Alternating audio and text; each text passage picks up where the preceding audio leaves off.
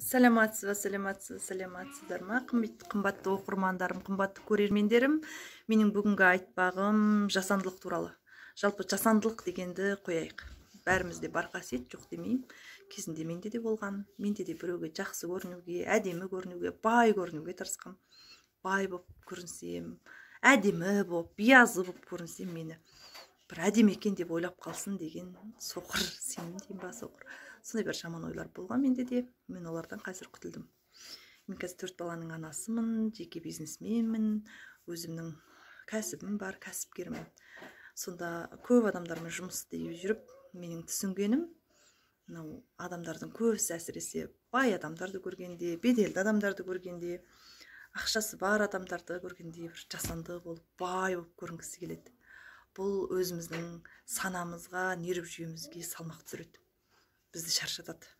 Былайша айтқанда, мысалы бетімізге 5 тонна макияж жағып, бір керемет қымбат көйлекті киіп, бір тойға ар жағында жетпей жатып, қарызданып, қауғаланып, олай жүрудің ешбір қажеті жоқ. Ештеңеге керек жоқ.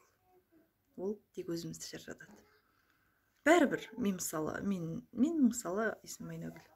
Мен қандай бармын, сондаймын Айнагүл. Мен мысалы бетіме бір макияж жасап, бетіме қазірдің өзінде бір крем жағып, мынандай бір не жағып көрмеппін, қандай бармын, сондай бармын.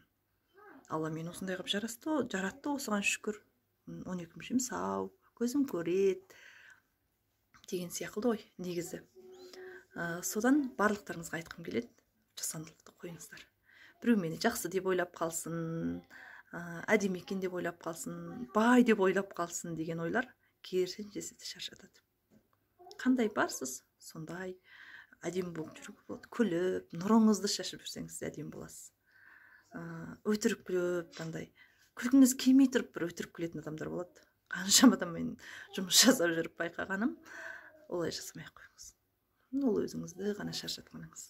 Қайтесіз, қандай барсыз, сондай барсыз, соны қабылдасаңыз, сіз шынымен әдемі боласыз, расымен де бай боласыз, расымен жақсы боласыз. Өз-өзіңізде нұрлана бастайсыз. Сол кезде сізді бәрі жақсы көретін болады. Аллаға шүкір, қазір барған жерімде кімнің үйіне барайын, кімді көрейін, бәрі жылы жүзбен қарсы алып жатады. Жылы жүзбен, жылы қабақтарымен қарсы алып жатады. Сондықтан жасандылықтың артында тәкаппарлық бар. Алла тағаланың өзі айтқан, жасушаның үлкендігіндей, көлеміндей тәкаппарлық жүрегіңде болса, ненің жәннаттың иісін де сезбейсің деген. Бірінші. Екінші, жасандылықтың артында тәкаппарлық болған кезде біздің жүрегіміз жабылып болады. Жүрегіміз жабылып болған кезде ішкі қуаттарымыз жабылып болады. Ішкі қуаттарымыз жабылған кезде біз өзіміздің сезіну, жаңағы түйсігіміз, түйсікпен сезіну дейді ғой, түйсігіміз жұмыс істемей қалады. Содан барып, бұрын арттың барлығы кедергі алып келеді. Сосын ол шаршау, уайым, ылғида уайымдап жүру, қалай болар екен деп жүру, аурулардың тудырады.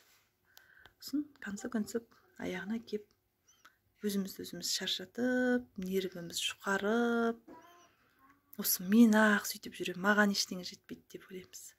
Әрбіреуіңіз әдемісіздер. Макияж жағыңыз, жақпаңыз, крем жағып, күтініп жүру, жуынып, шайынып жүру, ол басқа әңгіме. Ал одан тыс, одан артық, басқаша болып, мысалы ағаштың жапырағының өзі бір-біріне ұқсамайды дейді. Сіз қанша макияж жағып алыңыз, біреуге ұқсап алыңыз, сіз бәрібір өзіңізсіз. Ешқандай айырмашылық жоқ. 5 тонна макияж жағып алыңыз, сіз өзгермейсіз. Сол болып кетпейсіз. Сосын біреудің іс-әрекетін, жүріс-тұрысын, жаңағы біреудің бір терісі әппақ болуы мүмкін әдемі. Соны қайталап, мен сондай болайын, сондай қылып ала қойсам деген нәрсенің бәрінің артында үлкен тәкаппарлық жатады. Өйткені ол сіз қабылдамауыңыз, тіпті Аллаға қарсы шығуыңыз, Алла сақтасын.